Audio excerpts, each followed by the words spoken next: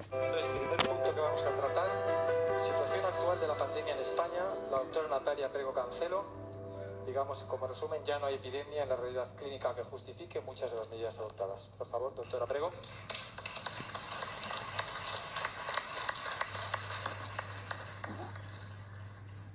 Gracias. Bueno, muy rápido, porque la pandemia no ha acabado, porque es una declaración que hace la OMS a nivel mundial, pero no tiene que ver con criterios médicos, que quede claro, tiene que ver con una cuestión burocrática de extensión en países. Hace 20 años, por ejemplo, la pandemia estaba determinada por la gravedad y número de muertos, mortalidad, como siempre se ha descrito y siempre se ha percibido, ¿no?, con las pandemias de gripe española, peste bubónica, etcétera, etcétera. Ahora solo está determinada por el número de países que la OMS describe y determina. Por tanto, la pandemia no está acabada, pero está finalizada la epidemia de contagiosidad y de mortalidad en España, según la curva epidémica de mortalidad y contagiosidad del informe número 33 del 29 de mayo del 2020, en donde se ve perfectamente que la curva epidémica no solo no se aplanó, sino que, como vemos perfectamente, desapareció, que son los criterios médicos que nosotros utilizamos para describir epidemias. El diccionario médico así lo describe: el aumento de número inesperados de una cierta y determinada enfermedad y el aumento masivo de esa enfermedad a nivel generalizado, con criterios epidemiológicos.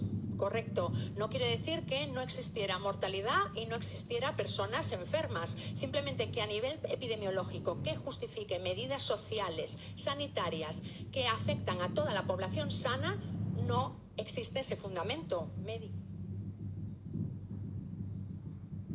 La propia OMS, el día 5 de junio del 2020, declara que no existe evidencia científica de protección en relación a la población sana en relación a las mascarillas, y añade que no existe estudios de alto nivel que realmente avalen dicha utilización. La OMS solo consideró la obligatoriedad de mascarillas a médicos y sanitarios y pacientes, cuidadores, evidentemente. La persona que está cuidando al enfermo en casa debe utilizar la mascarilla cuando está en contacto con ellos, pero la obligatoriedad a la población sana no está registrada. Así lo confirmó el 8 de abril el Centro Europeo de Prevención y Control de Enfermedades, y habló de los efectos adversos de la mascarilla, ¿no?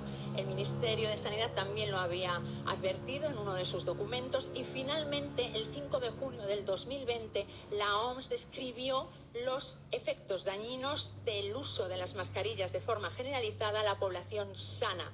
Habló de dificultad respiratoria, enfermedades respiratorias, autocontaminación, contaminación del medio ambiente, alteraciones de conducta agravadas por esta utilización de mascarillas, riesgo en la manipulación de las mascarillas por los niños, por personas con enfermedades psiquiátricas, y dificultad y mayor riesgo en ambientes con aumento de temperatura ambiental y humedad. Ese contexto provoca efectos dañinos en la población sana, y ese documento se firmó el 5 de junio del 2020. Es un documento científico con vigencia de 2 años. Incluso ese documento habla de que en el hospital, en el ambiente hospitalario, el personal administrativo, si pudiera permanecer a 1 metro de distancia, no tendría que utilizarla. La OMS simplemente describe y advierte de 1 metro de distancia, nada más. En ningún momento habla de 1,5 metros y de 2 metros. ¿En qué se ha basado esta pandemia y ahora en qué se están basando los rebrotes? Desde todos los estudios de medicina, una epidemia, una enfermedad, se basa principalmente en la clínica, es decir, en los síntomas que manifiesta la persona enferma. Y las pruebas diagnósticas sirven para corroborar el origen, la causa de esa posible enfermedad, o para hacer un diagnóstico diferencial. Pero nunca una epidemia sin clínica se puede catalogar así, o se puede publicitar, o se puede dar esta expansión exagerada que se le está dando sin clínica y basándose únicamente en una prueba diagnóstica. Habéis oído también a mi compañero alemán decir que sobre esta pandemia hay muchas mentiras. Pues sí, hay muchas mentiras. O por lo menos lo que hay es falta de rigor científico.